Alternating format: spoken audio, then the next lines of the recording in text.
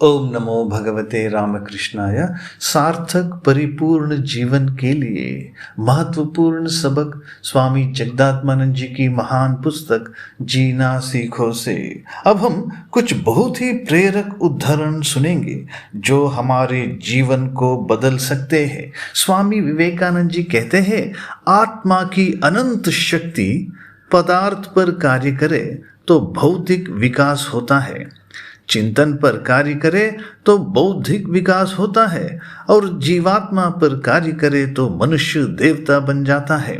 Aldous Huxley कहते हैं, जब तक मानव जाति को ब्रह्मांडीय तथा मनोवैज्ञानिक तथ्यों से सामंजस्य रखने वाला एक जीवन दर्शन नहीं मिल जाता, तब तक स्थायी शांति की स्थापना नहीं हो सकती। डॉक्टर एलेक्सिस कैरल कहते हैं, हमारी शक्ति एवं पूर्णता का गहनतम स्रोत बुरी तरह अविकसित रह गया है। एक सज्जन कहते हैं, वह व्यक्ति सम्मानित होकर भी कितना दीन है जो एक भी आवश्यक वस्तु की उपलब्धि किए बिना सबका परिचित होकर भी स्वयं से अपरिचित ही मर जाता है। स्वामी विवेकानंद जी कहते हैं, कार्य बहुत अच्छा है पर वह भी तो चिंतन से ही उत्पन्न होता है। अतः मस्तिष्क को ऊंचे ऊंचे विचारों तथा आदर्शों से भर लो और उनको दिन रात अपने सम्मुख रखो। ऐसा होने पर बड़े बड़े कार्य होंगे। मानव मन में अनंत शक्ति छिपी है। मानव मन अत्यंत विलक्षण है। स्वामी जगदात्मानंद जी मन की विलक्षण शक्ति के बारे में प्रकाश डालते हैं। अध्याय 2, तुम्हारे भीतर अनंत शक्ति छिपी है। प्रत्येक अणु में अनंत शक्ति है। जानते हो, यदि किसी पदार्थ की केवल 1 ग्राम मात्रा को ऊर्जा में रूपांतरित किया जाए तो उससे कितनी ऊर्जा प्रकट होगी? 2.26 करोड़ वाट, 2.26 करोड़ वाट्स। 20वीं शताब्दी के महान वैज्ञानिक अल्बर्ट आइंस्टाइन ने पदार्थ एवं उसमें निहित शक्ति के गणन का सूत्र खोज निकाला। E = mc²। यह m पदार्थ का भार, मास, c प्रकाश की गति, वेलोसिटी ऑफ लाइट और E उसमें निहित ऊर्जा, एनर्जी की मात्रा का द्योतक है। पदार्थ में अकल्पनीय शक्ति विद्यमान है। वस्तुओं को प्रत्यक्ष देखकर हम उनमें निहित विराट ऊर्जा का अनुमान नहीं कर सकते। आइंस्टीन का सूत्र हमें पदार्थ के सच्चे स्वरूप का निश्चित ज्ञान देता है और भौतिक जगत की एकता पर प्रकाश डालता है।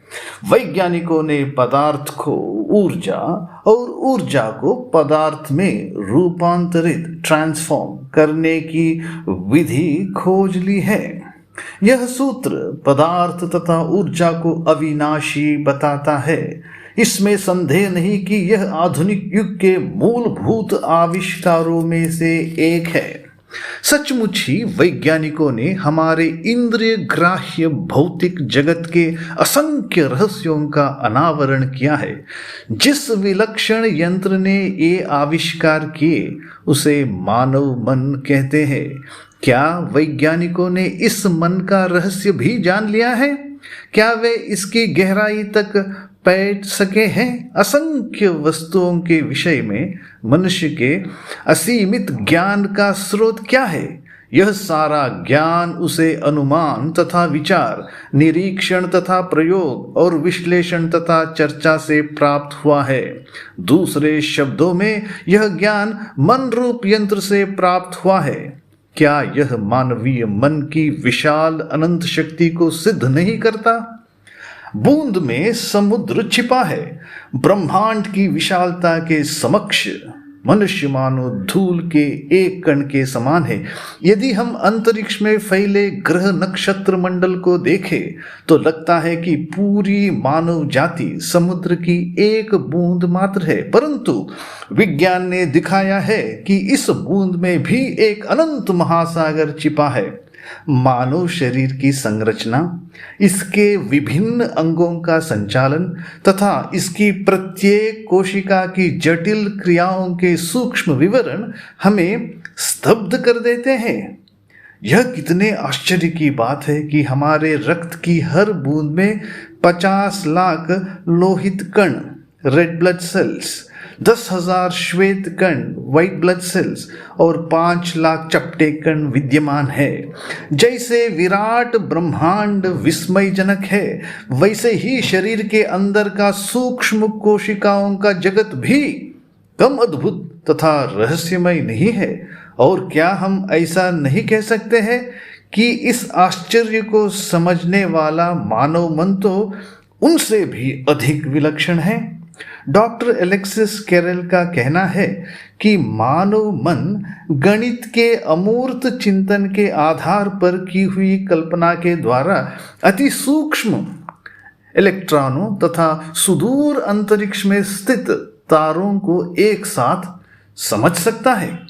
प्रसिद्ध गणितज्ञ तथा दार्शनिक पैस्कल ने कहा है, आकाश में विश्व मुझे घेर कर एक बिंदु बना देता है, परंतु चिंतन से मैं विश्व को समझ लेता हूं। ये सभी बातें मन की विलक्षण शक्ति की द्योतक है। एक बात निश्चित है कि जीवन तथा अस्तित्व के अर्थ निर्धारित करने और मानव जीवन के लक्ष्य तथा महत्व को समझने के लिए ग्रहों या तारामंडल के रहस्य जानना पर्याप्त नहीं है। इसके लिए मानव मन की गहराई में निहित तत्व के स्वरूप तथा स्वभाव का सूक्ष्म ज्ञान अर्जित करना होगा और उसकी क्रियाओं के विधान को समझना होगा। ओम शांति शांति शांति। हरि ओम तत्सत। श्री राम कृष्णार्पणमस्तु।